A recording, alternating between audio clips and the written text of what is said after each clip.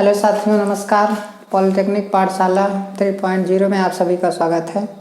Measurement का ये 16 number lecture है जिसमें हम आपको पढ़ाएंगे एमीटर और वोल्ट मीटर। ठीक है साथियों, ये जो एमीटर है, वोल्ट मीटर है, ये जो पीएमएमसी टाइप इंस्ट्रूमेंट है ना, इसे एमीटर की तरह भी यूज कर सकते हैं और इसे वोल्ट मीटर की तरह भी हम क्या कर सकते हैं, यूज कर सकते हैं।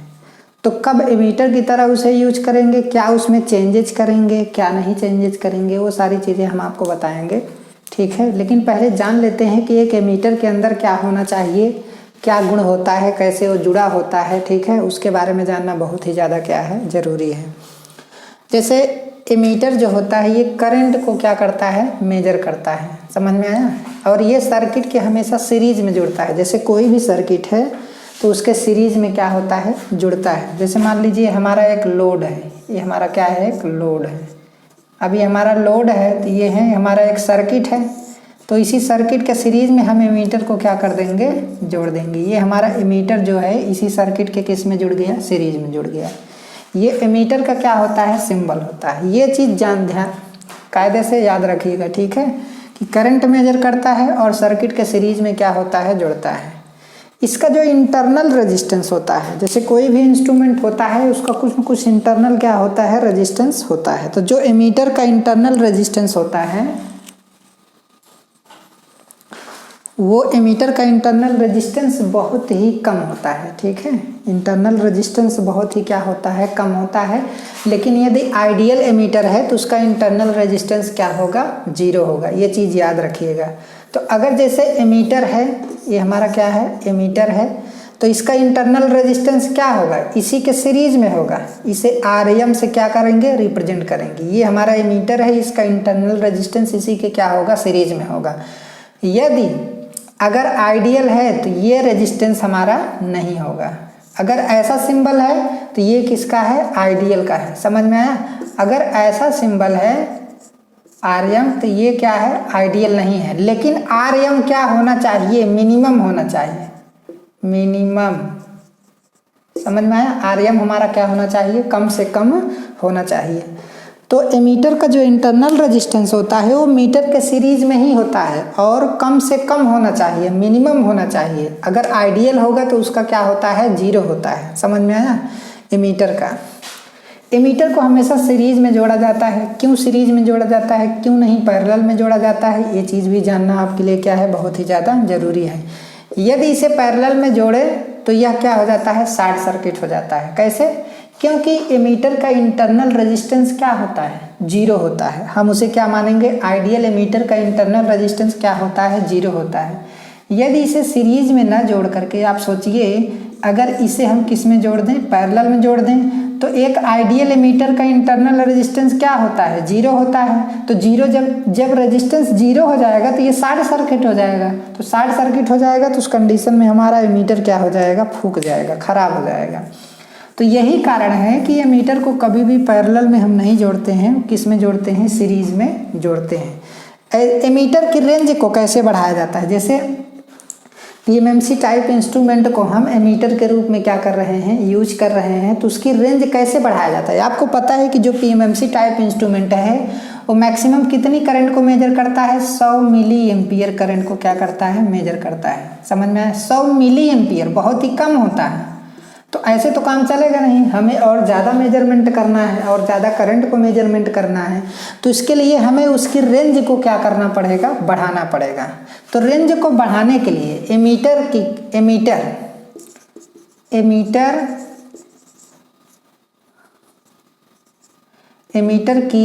रेंज को बढ़ाने के लिए हम शंट का यूज करते हैं, शंट का यूज करते हैं। समझ में आया। एमीटर की रेंज को बढ़ाना है। जैसे मान लीजिए एमीटर डायरेक्टली कितना करंट मेजर करता है, 100 मिली एम्पियर मेजर करता है। समझ में आती, ये तो बहुत कम है। तो अगर 100 मिली एम्पियर से हमें 1 एम्पियर मेजर करना है, 2 एम्पियर मेजर करना है, तो हमें उसका रेंज क्या करना पड़ेगा, बढ़ाना पड़ेगा। तो किसके माध्यम से बढ़ाते हैं, शंट के माध्यम से बनाते हैं। संट एक प्रकार का रेजिस्टेंस होता है, लो वैल्यू का रेजिस्टेंस होता है, जो किसका बना होता है, मैग्नीन का बना होता है। किसका बना होता है, मैग्नीन का बना होता है। जो सारी चीज़ें लिखी गई हैं ये सारी चीज़ें आप नोट डाउन बढ़िया से कर लीजिएगा। कुछ लोग कहते हैं पीडीएफ दीजिए, पीडीएफ दीजिए, पीडीएफ दीजिए, ऐसे ही इतने आलसी बन जाएंगे आप लोग तो पढ़ लिख नहीं पाएंगे। समझ में आया?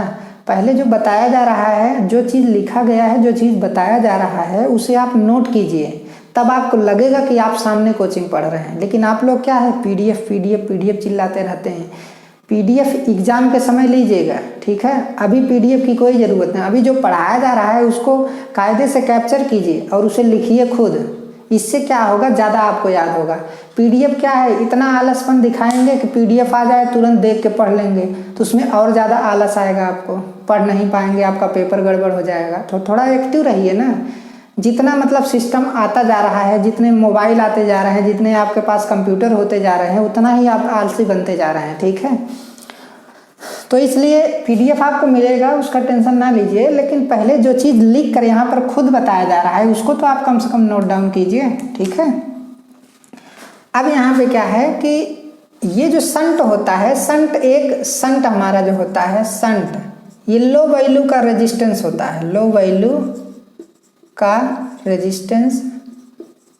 रेजिस्टेंस होता है, ठीक है। संट हमारा क्या होता है, एक लो वैल्यू का क्या होता है, रेजिस्टेंस होता है, जो एमीटर की रेंज को क्या करता है, बढ़ाता है। मैग्नीन संट के रूप में हम कौन से मटेरियल के यूज करते हैं, संट बनाने के लिए हम कौन सा मटेरियल यूज करते हैं, मैग्नीन यूज करते हैं। मैग्नीन का टेम्परेचर कॉफिशिएंट जो एल्फा है, वो एल्फा कितना है, 0.0015 पर डिग्री सेंटीग्रेड। मतलब क्या है कि पर डिग्री सेंटीग्रेड अगर टेम्परेचर बढ़ाते हैं तो मैग्नीन का रेजिस्टेंस इतना चेंज होता है। समझ में आया? तो बहुत ही कम चेंज हो रहा है, सोचिए 0.00015 करके है। तो एक प्रकार से मैग्नीन का टेम्परेचर कॉफिशिएंट ऑफ रेजिस्टेंस क्या है, बहुत कम है। मैग्नीन किससे बना है, मतलब क्या है कि इस मटेरियल के ऊपर टेम्परेचर का प्रभाव नहीं पड़ना चाहिए, और टेम्परेचर का प्रभाव तभी नहीं पड़ेगा जब एल्फा क्या हो, आपका 0 हो। लेकिन 0 तो है नहीं, तो थोड़ा बहुत तो प्रभाव पड़ेगा, क्योंकि कोई चीज़ आइडियल होती नहीं। मैग्नीन किस में यूज करते हैं, संट रेजिस्टेंस में हम क्या करते हैं, यूज करते हैं। मैग्नीन किसका बना होता है, एग्जाम में आपके पूछा जाता है, बहुत ही ज़्यादा इंपॉर्टेंट है। कापर, मैग्नीज और निकिल का 84% आपका कापर, 12% आपका मैग्नीज और 4% आपका क्या होता है, निकिल होता है। जो मैग्नीन होता है उसका मेल्टिंग पॉइंट कितना होता है, एमपी मतलब मेल्टिंग पॉइंट आपका कितना होता है, गलनांक। एमपी मतलब क्या होता है, आपका गलनांक होता है। कितने लोग कहते हैं कि सर हिंदी में पढ़ाइए, ठीक है, टेक्निकल वर्ड जो है आप इंग्लिश में ही जानिए। 1000 क्या होता है, 20 होता है मेल्टिंग पॉइंट। संट रेजिस्टेंस जो होता है वो लो वैल्यू का रेजिस्टेंस होता है। तो कहने का मतलब ये है कि अगर जो हमारा एमीटर है उसकी रेंज को अगर बढ़ाना है तो हम उसके लिए संट रेजिस्टेंस का प्रयोग करते हैं। संट रेजिस्टेंस मैग्नीन का बनाया जाता है। मैग्नीन का टेम्परेचर कॉफिशिएंट बहुत कम होता है, इसलिए टेम्परेचर का उस पर बहुत कम प्रभाव क्या होता है, पड़ता है। समझ में आया? अब क्या है कि जो मैग्नीन है ये किससे बना है, कापर से बना है, मैग्नीज से बना है और निकिल से बना है। 84%, 12% और 4% से मिलकर ये क्या किया गया है, बनाया गया है, ठीक है। संट लो वैल्यू का क्या होता है, रेजिस्टेंस होता है। तो एमीटर वाला टॉपिक आप लोग क्या कर लीजिएगा, नोट डाउन कर लीजिएगा, और जो जो पॉइंट हैं ये सारे पॉइंट आप क्या कर लीजिएगा, अच्छे तरीके से लिख लीजिएगा, ठीक है। अब आते हैं वोल्ट मीटर पे। वोल्ट मीटर क्या है, ठीक है। वोल्ट मीटर वोल्टेज को क्या करता है, मेजर करता है। जो वोल्ट मीटर होता है ये वोल्टेज को क्या करता है, मेजर करता है, और इसे किस में जोड़ा जाता है, सर्किट के पैरेलल में। जैसे हमारा लोड है, ये हमारा क्या है, लोड है, ये हमारी कोई सर्किट है, तो वोल्ट मीटर को हम किस में जोड़ते हैं, पैरेलल में जोड़ते हैं, सीरीज में नहीं जोड़ते हैं। इसे किस में जोड़ते हैं, पैरेलल में जोड़ते हैं। यहाँ वोल्टेज को क्या करता है, मेजर करता है। इसका जो इंटरनल रेजिस्टेंस होता है हाई होता है, और हाई होना भी चाहिए, इनफाइनाइट होना चाहिए। आइडियल का कितना होता है, इनफाइनाइट होता है। तो वोल्ट मीटर का जो इंटरनल रेजिस्टेंस होता है वो बहुत ही ज़्यादा क्या होता है, हाई होता है। क्या होता है, हाई। यहाँ पर रेजिस्टेंस क्या होता है, हाई, ये हाई रेजिस्टेंस। आरएम इसका क्या होना चाहिए, आरएम आपका हाई होना चाहिए। समझ में आया? अगर एक आइडियल वोल्ट मीटर है तो आइडियल के लिए जो हमारा आरएम है वो कितना होना चाहिए? इनफाइनाइट होना चाहिए। तो ये जो इंटरनल रेजिस्टेंस है ये वोल्ट मीटर के सीरीज में ही होगा, लेकिन क्या है कि इसका मान क्या होना चाहिए? हाई होना चाहिए। आरएम या फिर आइडियल है तो क्या होना चाहिए? इनफाइनाइट होना चाहिए। ये किसके लिए है? प्रैक्टिकल के लिए, प्रैक्टिकल वोल्ट मीटर। और ये क्या है आपका? Ideal volt meter. ठीक है, तो ये चीज होना चाहिए। और वोल्ट मीटर को हमेशा पैरेलल में जोड़ते हैं। वोल्ट मीटर को हमेशा किस में जोड़ते हैं? पैरेलल में जोड़ते हैं। ठीक है, अब क्या है कि यदि वोल्ट मीटर को हम सीरीज में जोड़ देंगे तो हमें कोई भी रीडिंग नहीं मिलेगी। क्यों नहीं मिलेगी? क्योंकि आपको पता है कि हमारा मान लीजिए क्या है? लोड है। ये हमारा क्या है? लोड है। इसी के सीरीज में हम यदि किसको जोड़ दें? वोल्ट मीटर को जोड़ दें। अगर वोल्ट मीटर को हम सीरीज में जोड़ देंगे तो बताइए इसका आर कितना होता है? आरएम कितना होता है? इनफाइनाइट। तो इनफाइनाइट, अगर सर्किट में इनफाइनाइट रेजिस्टेंस कोई यहाँ पर देखिए, इसका जो रेजिस्टेंस होता है आरएम, आरएम बराबर क्या है? इनफाइनाइट। तो इसमें करंट क्या जाएगी? जीरो जाएगी ना, तो कोई रीडिंग ही नहीं बताएगा। तो ये क्या होगा? ओपन सर्किट हो जाएगा। ये हमारा क्या हो जाएगा? ओपन सर्किट हो जाएगा। ओपन सर्किट होने की वजह से वोल्ट मीटर हमारा कोई भी रीडिंग नहीं बताता है, क्योंकि वोल्ट मीटर जो है उसका इंटरनल रेजिस्टेंस इनफाइनाइट होता है या फिर मैक्सिमम होता है। इस वजह से सीरीज में जोड़ने से वोल्ट मीटर किसी भी प्रकार का कोई रीडिंग नहीं देता है। समझ में आया? ये वोल्ट मीटर होता है, यही कारण है कि इसे सीरीज में नहीं जोड़ा जाता है। अब बात आती है कि जो वोल्ट मीटर है उसकी रेंज को बढ़ाने के लिए हम मल्टीप्लायर यूज करते हैं। क्या होता है? मल्टीप्लायर। मल्टीप्लायर जो होता है एक हाई वैल्यू का रेजिस्टेंस होता है।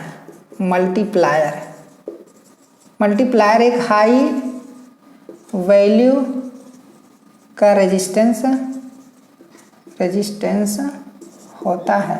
ठीक है, तो वोल्ट मीटर की रेंज को अगर बढ़ाना है तो मल्टीप्लायर हम यूज करते हैं। क्या यूज करते हैं? मल्टीप्लायर यूज करते हैं। लेकिन ये केवल किसके केस में है? ये शंट और जो मल्टीप्लायर है, SHUNT, शंट और क्या है? मल्टीप्लायर। शंट और मल्टीप्लायर ये दोनों क्या हैं? डीसी के केस में रेंज को बढ़ाते हैं। डीसी के केस में रेंज को क्या करते हैं? रेंज को बढ़ाते हैं। समझ में आया? ये एमीटर के लिए है और एक किसके लिए है? वोल्ट मीटर के लिए है। तो ये वोल्ट मीटर की रेंज को बढ़ाता है और ये किसकी रेंज को बढ़ाता है? एमीटर की रेंज को बढ़ाता है। तो धन्यवाद। ये लेक्चर नंबर 16 यहीं पे समाप्त होता है। ठीक है।